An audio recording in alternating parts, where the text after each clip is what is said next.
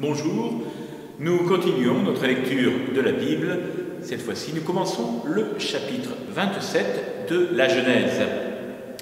Jacob supplante définitivement son frère aîné Ésaü en lui dérobant la bénédiction paternelle. Nous voyons cela au verset 1 à 45.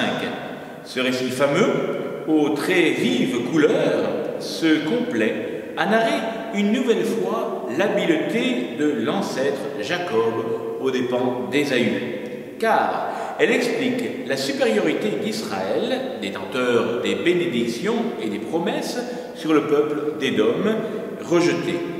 Ruse, astuce, mensonge de Jacob et de Rebecca ne reçoivent ni jugement ni condamnation morale, bien que l'on ressente pourtant ce qu'une telle conduite a de répréhensible, bien sûr. C'est l'histoire qui se déroule et s'accomplit, tissée aussi bien avec les fautes des hommes qu'avec leurs bonnes actions, mais dominée par les desseins mystérieux de Dieu. L'aîné servira le cadet, comme il est dit en Genèse 25, 23. Parole qui fut dite alors qu'il n'était pas encore né, qu'il n'avait fait ni bien ni mal, pour que demeure le dessein de Dieu, dessein de libre choix, qui ne dépend pas des œuvres, mais de celui qui appelle. Le Christ, ce récit appelle de nombreuses répétitions et de nombreux doublets dans plusieurs passages. Ils viennent de la compilation de nombreux textes, comme nous le verrons tout au long de notre explication. Bien que la fin ne justifie pas les moyens, Jacob était légitime dans son droit de recevoir cette bénédiction du fait qu'Ésaü l'avait méprisée et la lui avait cédée avec son droit d'aînesse.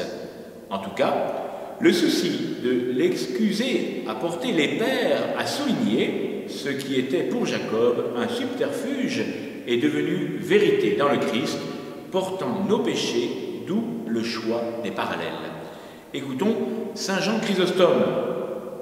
Dans le récit du chapitre 27e, je t'invite à méditer sur la profondeur de la sagesse de Dieu. Le Père, par une préférence naturelle, donne ses ordres pour qu'Ésaü reçoive la bénédiction. Mais le Seigneur, sage et tout-puissant, prend soin d'accomplir par Rebecca l'oracle prophétique. Ésaü croyait tenir la primauté du fait de son droit d'aînesse et de l'affection de son père. Or, il se trouva frustré de tout parce qu'il ne voulut pas apporter sa bonne volonté. Jacob, au contraire, coopéra à la grâce d'en haut par son bon comportement familial et s'empara de la bénédiction malgré son père. Les versets 1 à 5 nous présentent le désir d'Isaac de bénir Ésaü avant de mourir. Au verset 1, Isaac est vieux et, nous est-il dit, aveugle.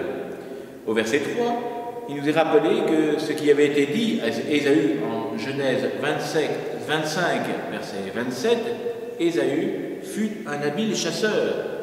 Au verset 4, le régal satisfera une dernière fois le goût d'Isaac avant qu'il ne meure.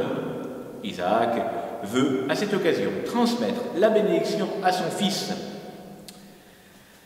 On attribuait, dans l'Antiquité, à la bénédiction paternelle une influence décisive sur le destin de qui en était l'objet. Isaac désire gratifier Ésaü, son fils aîné et préféré, comme nous l'avons vu au chapitre 25, verset 28, afin de lui assurer prospérité et domination.